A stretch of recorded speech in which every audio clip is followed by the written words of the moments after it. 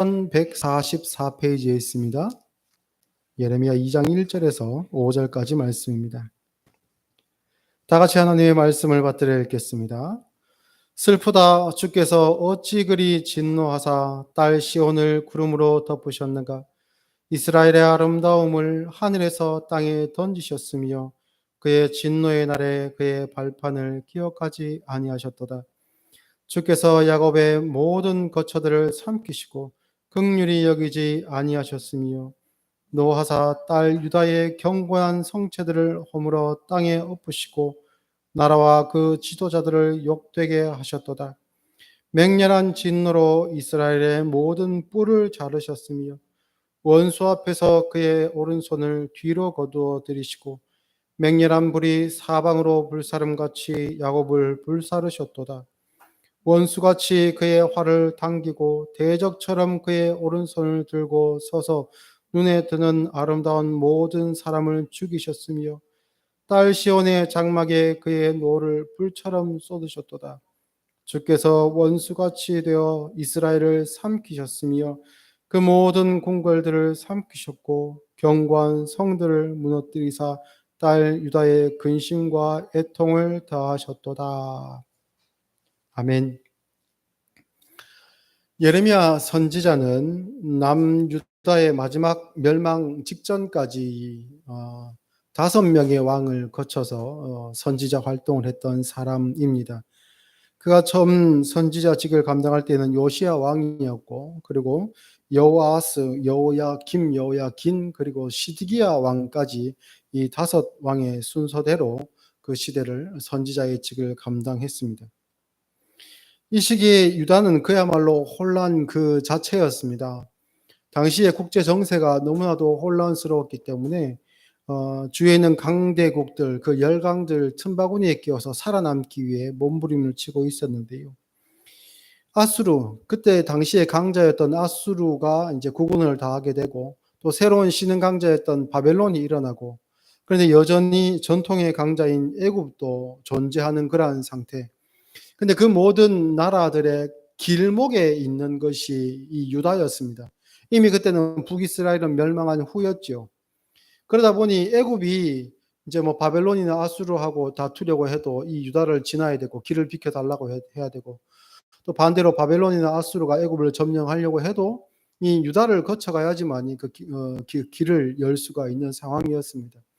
그러니 이들의 입장에서 이 유다를 볼 때 얘들이 언제 마음을 바꾸어 가지고 이쪽 편에 붙는지 저쪽 편에 붙는지에 따라 상황이 바뀔 수 있다는 것을 직감할 수 있죠. 그래서 그 사이에서 눈치 싸움이 굉장히 치열했습니다. 이런 위기 상황 속에서 유다가 내놓은 그 생존 방식은 단순했죠. 많은 강대국들 속에서 이기는 편이 내 편이라는 것이 그들의 일관성 있는 외교 방식이었습니다. 그런데 문제는 뭐냐? 이긴 후에 내 편이라고 할 수 없습니다. 이기기 전에 내 편이라고 해야 되죠. 이긴 후에 내 편이라고 해봤자 아무 소용이 없습니다.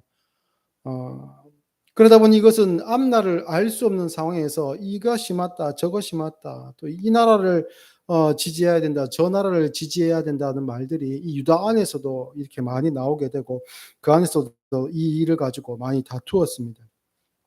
그런데요, 그 속을 자세히 들여다보면 외교 정책을 왜 이렇게 썼을까가 문제가 아닙니다. 사실 유다의 문제는 다른 데 있었습니다. 그들은 누구 편을 들까? 1번, 2번, 3번이라는 것을 삼지선다로 두고 그것을 이제 여기서 답을 찾아야 된다라는 것으로 이제 폐쇄적인 사고를 하고 있었지만 가장 중요한 하나님을 의지하는 것은 빼놓았습니다. 그들은 선지자를 통해 주시는 하나님의 음성을 외면했고 열강들 사이에서 그들의 눈치를 보며 누구 편에 붙어야지만이 자기의 생존을 유지할 수 있을까, 생존을 보장받을 수 있을까에만 관심이 있었습니다. 그래서 하나님의 음성을 외면하고 하나님의 말씀보다는 점치는 일과 이방 신들에게 엎드리는 길을 그들이 택했습니다.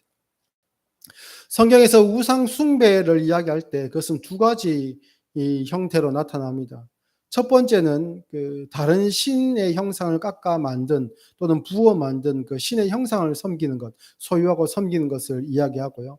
또 하나는 그 모습을 알 수 없는 형태를 보여주지 않으신 하나님의 모습을 자기들 나름대로의 생각으로 추측하고 깎아 만들어 가지고 하나님을 이방 신을 섬기는 것처럼 섬기는 것도 우상 숭배라고 했습니다. 그래서 출애굽하고 난 다음에 모세가 시내산에서 계명을 받으러 올라갔을 때에 아론과 이스라엘 백성들이 자기가 가지고 있었던 금무치를 내어놓아 가지고 송아지 형상을 만들었던 것이 정확하게 이 두 번째 경우에 해당한다라고 볼 수 있습니다. 그래서 그들은 겉으로는 하나님을 섬긴다, 또 성전을 중심으로 예배하는 생활을 한다고 했지만 그들은 마술을 동원하고 이방신을 섬기고 또한 하나님을 우상 숭배하듯이 섬기는 그러한 잘못된 신앙생활을 하고 있었습니다. 그럼에도 불구하고 우리가 이것도 하고 저것도 하고 할 수 있는 것 다 동원했기 때문에 이 중에 하나는 걸리지 않을까, 그런 생각으로 막연한 그 안정감에, 스스로의 그 안정감에 도취되어 있는 그러한 상태였습니다. 그럼에도 불구하고 하나님께서는 남유다를 멸망케 하셨지요. 아시는 분들은 이 연도를 기억하실 겁니다. 586년 기원전. 외우기 쉽게 하려면 586 같다라고 해가지고 586 해서 그렇게 외운 기억이 나는데요. 기원전 586년에 이 예루살렘이 완전히 멸망되게 되는데, 그보다 약 10년 전에 먼저 느부갓네살 왕이, 바벨론의 느부갓네살 왕이 먼저 침공을 합니다. 예, 거기에서 이 예루살렘이 먼저 함락되게 되었고, 그때는 예루살렘 성과 성전을 완전히 파괴하지는 않습니다. 그때는 왕이었던 여호야긴을 포로로 끌고 가고, 그리고 이 유다에 남아 있던, 예루살렘에 남아 있던 그 유다의 정예군 7천 명을 그들의 이제 병사로 이제 포로로 끌고 가고요. 그다음에 각종 기술자들과 그 대장장이들도 필요하기 때문에 그런 사람들도, 기술자들도 약 1,000명 정도를 포로로 끌고 가고, 그리고 다수의 그 귀족들을, 왕족들을 끌고 간 다음에 그다음에 이 나라를 그냥 내비두면 또 다른 나라가 와 가지고 침공할 수 있으니까 바벨론의 말을 잘 듣겠다고 하는 사람을 왕으로 세웁니다. 그 사람이 바로 끌려간 여호야긴의 삼촌 마따니아입니다. 그를 왕으로 세우고 이 느부갓네살이 시드기야라는 이름을 그에게 지어주고 왕으로 세운 겁니다. 그리고는 이제 조약을 맺었겠죠. 조공을 어떻게 바치고 너희들이 바벨론에 충성해라, 이렇게 한 대가로 너희들을 완전히 면하지 않겠다라고 하고 왕으로 세워준 겁니다. 그런데 약 10년이 지난 다음에 이 시드기야는 바벨론에 대해서 반기를 듭니다. 뭐 조공을 보내는 것을 이렇게 이제 뭐 거부했다든가 바벨론과 맺은 그 조약을 파기를 했겠죠. 그때 느부갓네살이 다시 침공하게 되고 586년에 예루살렘 성과 성전이 완전히 파괴가 됩니다. 그리고는 이 나라가, 이 유다라는 나라가 존속하지 못하도록 그냥 끝을 내버립니다. 그때는 완전히 멸망이구나. 더 이상 소망이 없구나. 하나님이란, 여호와 하나님이란 이름을 우리가 붙들고 성전 중심으로 그 명분을 가지고 살아왔는데 이제 그 명분조차 유지할 수 없게 되었구나. 그 절망 가운데 이 예루살렘과 유다는 눈물을 흘릴 때였지요. 그 일련의 과정을 이 선지자 예레미야는 다 지켜봐 왔습니다. 그리고 그때에 보았던 그 상황들, 그 안타까운 그 마음들을 5개의 시로 예레미야가 이렇게 짓습니다. 그래서 5개의 시를 종합해 놓은 것이, 모아 놓은 것이 바로 우리가 읽은 예레미야 애가 1장부터 5장까지입니다. 그래서 우리가 하나님의 말씀하면 희망차고 소망을 좀 가질 수 있고 이런 내용으로 우리가 기대하겠지만, 애가의 내용은 굉장히 가슴 아픕니다. 그 현실을, 그 현장을 목격했던 예레미야 입장에서 수도 없이 하나님께서 자신에게 하나님의 말씀을 통해서 유다 백성을 돌이키고자 하셨어도 끝까지 부인하고, 그 뭔 시대에 뒤떨어진 말씀을 이야기를 하냐, 지금 때가 어느 때인데 그런 이야기를 하냐라고 하나님과 이 예레미야를 무시하고, 심지어는 예레미야를 핍박하고 가두고 모욕했던 자들, 그들을 보며 하나님께서는 끝까지 예레미야를, 그러면 끝난 거니까 예레미야 너 이제 선지자직 하지 마라 하실 만도 한데 하나님께서 포기를 안 하시는 것을 예레미야가 계속 지켜보는 겁니다. 하나님의 사랑은 끊임이 없으신데 하나님의 눈은 그 백성들 이스라엘을 향해 있는데에도 불구하고 그들은 하나님의 그러한 사랑을 알지 못하고 자신의 죄된 길로 계속 가는 것을 계속 보아야, 예레미야의 그 마음이 얼마나 아팠겠습니까? 얼마나 안타까웠겠습니까? 그 몇몇 되지 않는 하나님의 말씀에 귀를 연 사람 말고 대부분의 다수의 이 유다 백성들은 조금 전에 말씀드린 것처럼 살기 위해서 오히려 하나님을 우상처럼 섬기고 이방 신들을 섬기고 이웃 나라들에게 빌붙어서 자기의 생명을 보존하고자 했습니다. 이러한 상황들을 쭉 보면서 지난주에도 한번 말씀을 드렸는데요. 일제강점기 시절이 너무나도 오버랩되어 가지고 전 생각이 났습니다. 그때 신사참배로 한국 교회가 조선 교회죠. 그때는 얼마나 배교의 길을 걸었습니까? 그리고 얼마나 많은 목회자들이 거기에 가담했습니까? 그래서 유일신 하나님을 섬겨야 된다는 율법의 말씀이 있는 모세오경이나 구약은 아예 드러내 버리고 요한계시록도 드러내 버리고 복음서만 가지고 윤리적인 설교만 했던 그런 목회자들이 살아남는 시대. 그리고 신사참배에 대해서 거부하는 그러한 사람을 교회에서 발견해갖고 자진 신고해서 잡혀가도록 만드는 그러한 시대였습니다. 얼마나 절망적이었겠습니까? 우상 숭배하면 안 된다. 다른 신에게 절하면 안 된다라는 그 하나님께서 내게 주신 그 계명의 말씀을 지키기 위해서 생명을 걸었는데 같은 신앙의 동지들조차도 자신을 배반하는 그런 상황에서 얼마나 절망한 그런 마음이 들었겠습니까? 그러면서도 배교에 길었던 목회자들은 어떤 생각을 했을까요? 이렇게 해도 교회 문 안 닫고 잡혀가지 않고 잘 되네. 사람들 더 많이 모이네. 야, 일본이 우리를 비호해 주니까 더 기독교가 융성하는구나. 이렇게 해도 하나님이 하늘에서 벼락을 내리지 않으시고 나는 부자가 되고 영향력이 커지고 야, 이거 괜찮네. 그들은 이렇게 생각하며 신사참배를 반대하며 잡혀가고 고문당하는 사람들을 보며 얼마나 비웃었겠습니까? 내가 뭐라 하더노. 그거 별거라고. 그렇게 생각 안 했겠습니까? 1938년 9월 10일은 장로교 총회에서 신사참배를 가결한 날입니다. 오늘이 며칠입니까? 9월 3일이죠. 다음 주일이 바로 9월 10일입니다.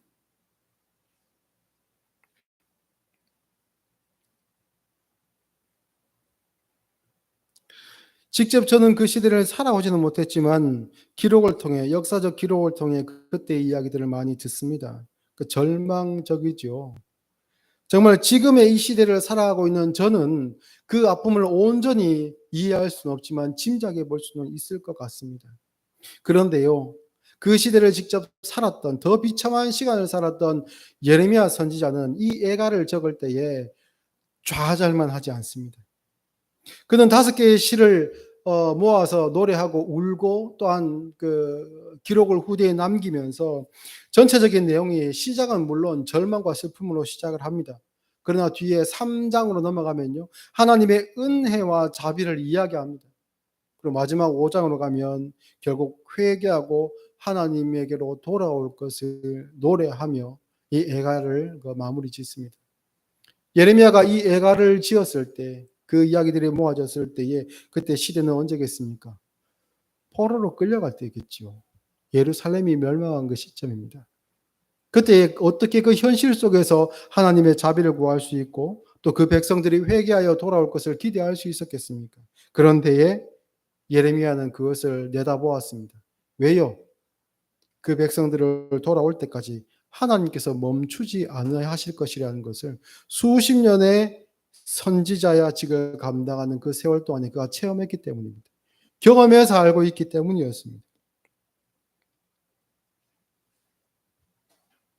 똑같다고 볼 수 없지만 현재의 한국 교회도 일제강점기에 조선의 교회처럼 많은 이들에게 지탄받고 있습니다.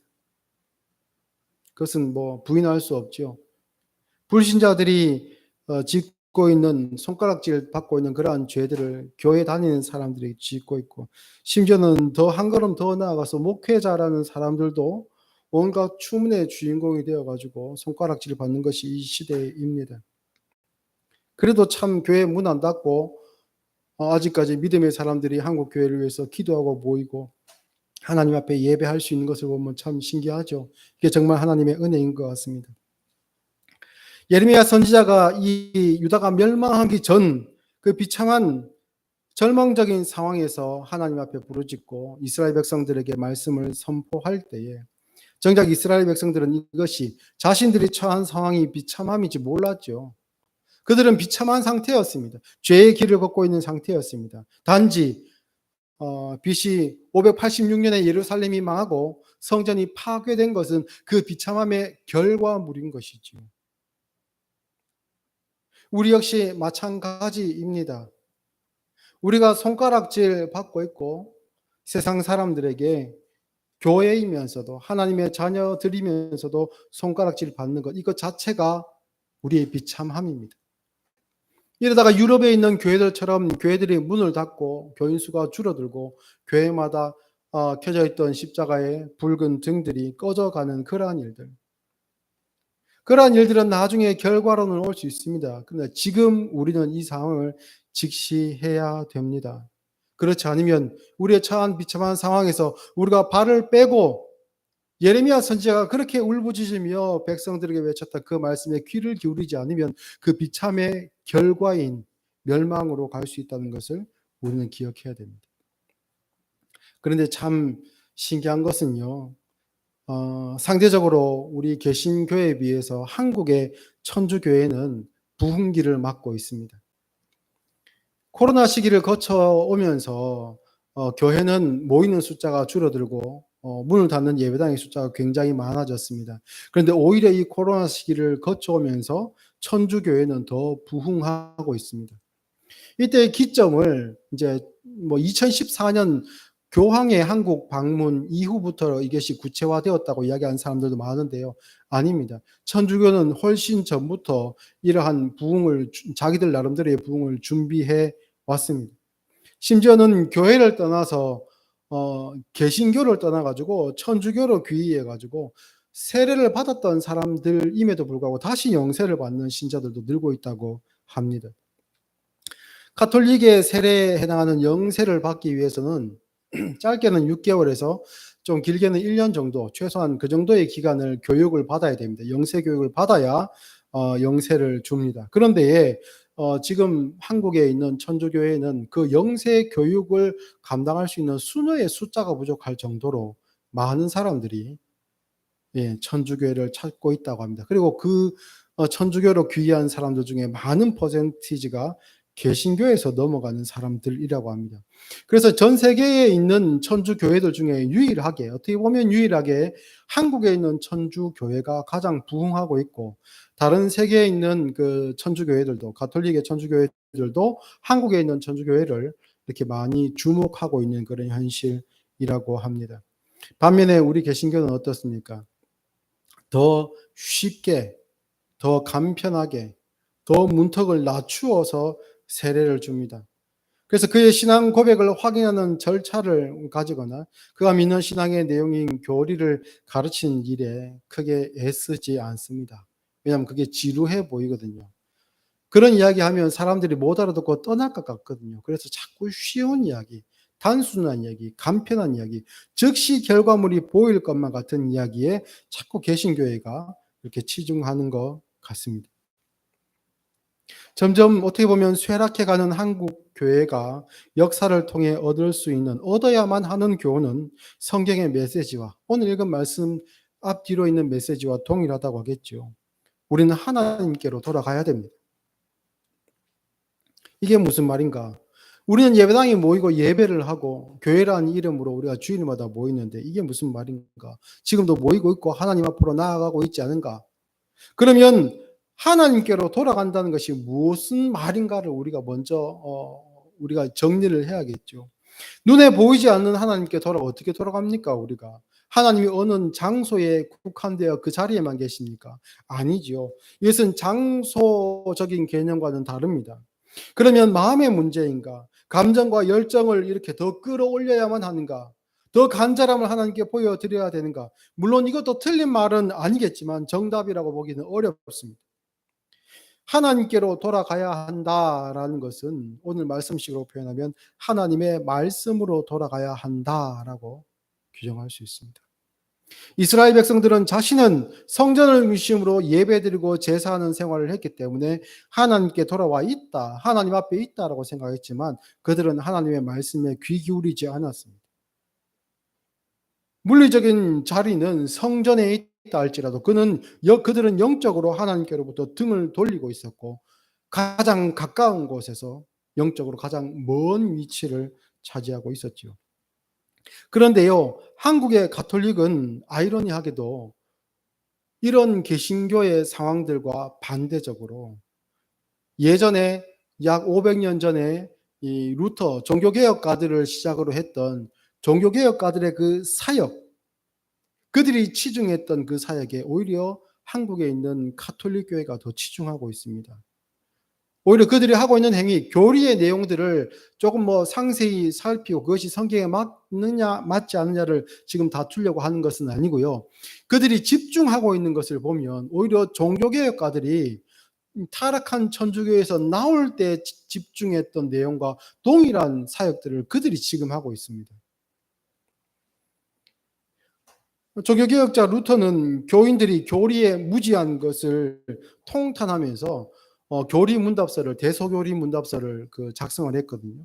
그래서 자신이 설교에서 교리 설교를 한 내용들을 정리해 가지고 다른 설교자들이 이것을 참고해서 바른 설교를 할 수 있도록 대교리 문답서를 작성했습니다.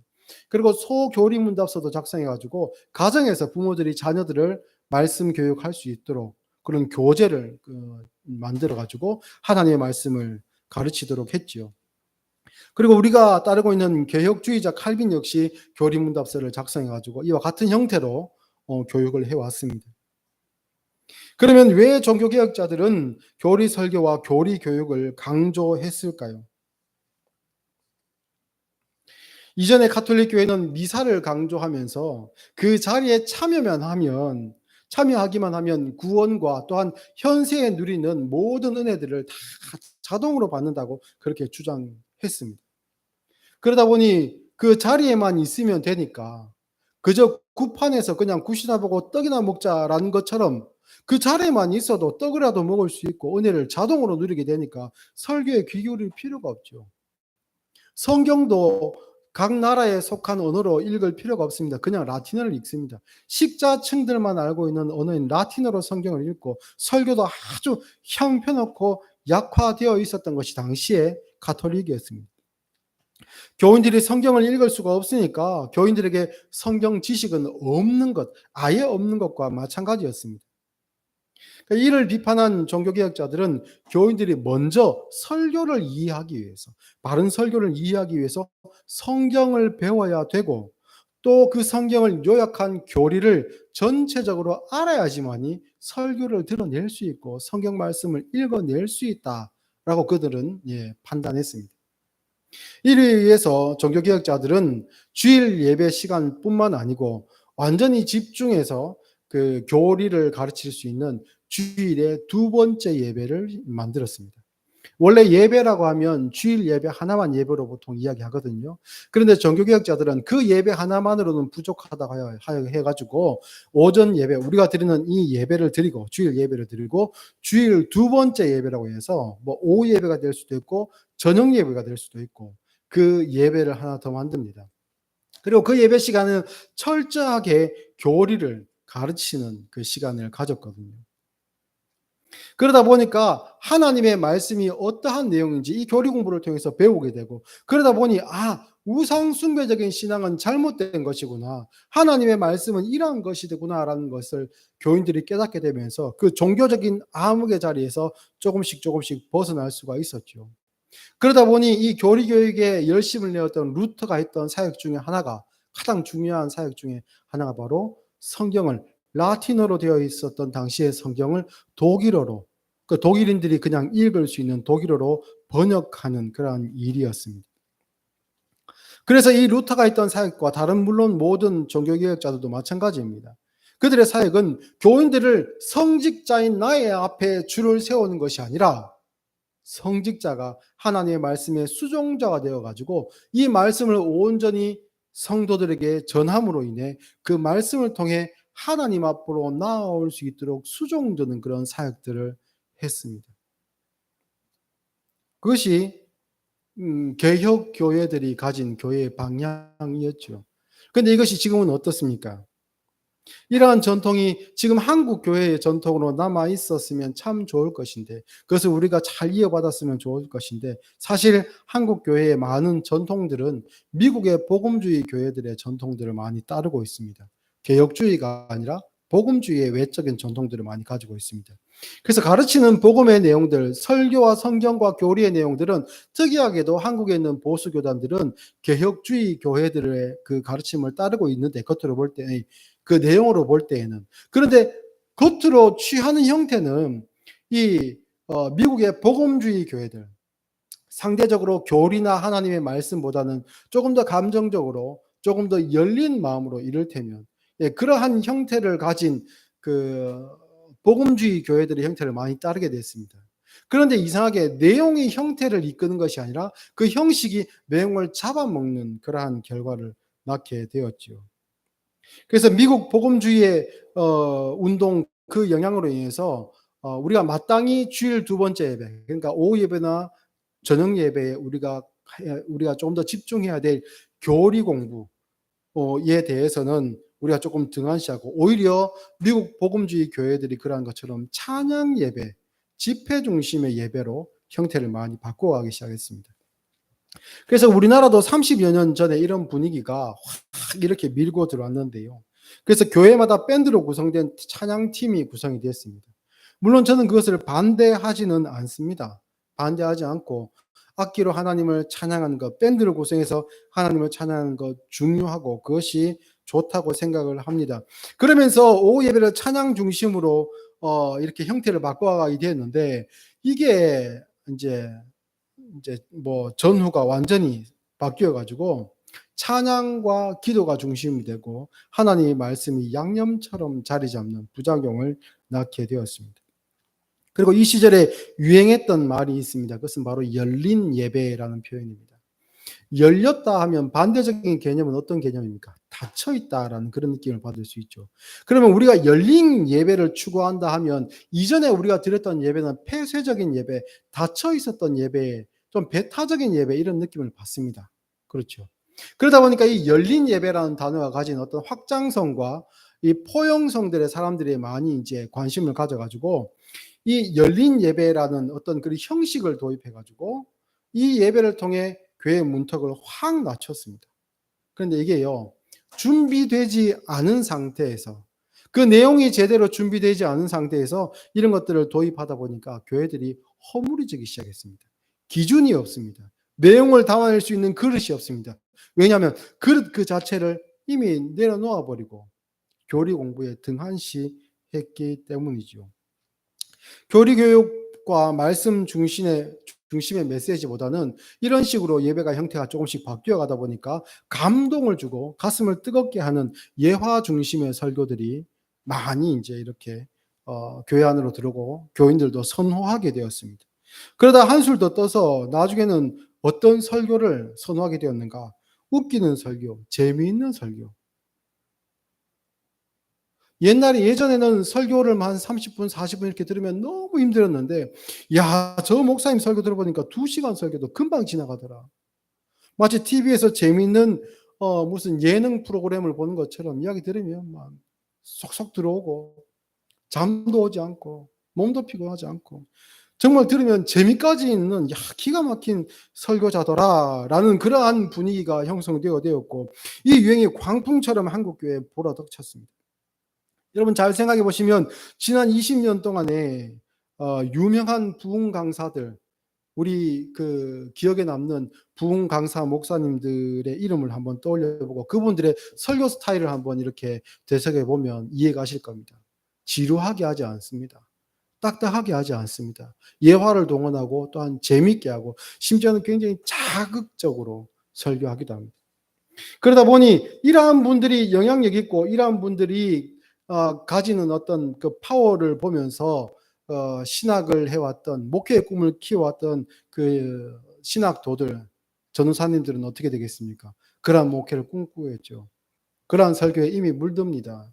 그러다 보니 설교를 일찍부터 그렇게 이제 재미있게 쉽게 물론 쉽다는 것이 나쁘다는 뜻은 아닙니다만 다루어야 할 것을 안 다루는 식으로 이렇게 가게 되었죠. 한국 가톨릭 교회 사조들의 사제들의 설교를 여러분들이 혹시 들어보셨는지 모릅니다. 그런데 요즘 유튜브를 통해서도 한 번씩 이렇게 쉽게 접할 수가 있는데요. 그들의 지금 한국 교회 가톨릭 교회의 사제들은 한국 가톨릭 교회의 사제들의 설교는 종교개혁 당시에 무식한 그 사제들의 설교와 다릅니다. 물론 재미가 있고 흥미가 당기는 그런 식의 설교는 아닙니다만 해야 될 이야기를 합니다. 교리적으로 제가 반대하는 그러한 내용들은 분명히 거기 있다 할지라도 해야 될 말을 합니다. 반면 한국교회 목사들은 어떻습니까? 다 그런 것은 아닙니다. 지금도 올바르게 설교하기 위해서 몸부림치는 목사들이 얼마나 많이 있습니까? 그런데요, 방송을 타고 전파되는 그 메시지들을 한 번씩 이렇게 접해보면 안타깝습니다. 저게 이단과 무엇이 다른가? 카톨릭 사제보다 무엇이 나은가? 한국 교회는 종교개혁자들의 역사를 통해서 올바른 말씀과 설교 그리고 교리 교육에 매진해야 됩니다.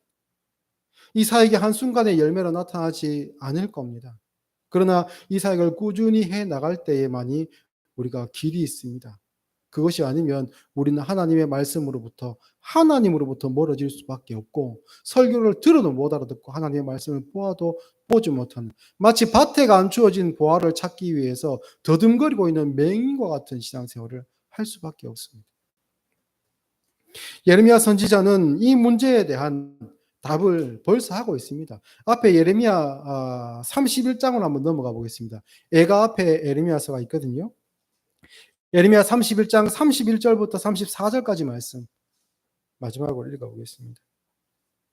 구약 1101페이지입니다. 예레미야 31장 31절부터 34절까지 제가 읽겠습니다.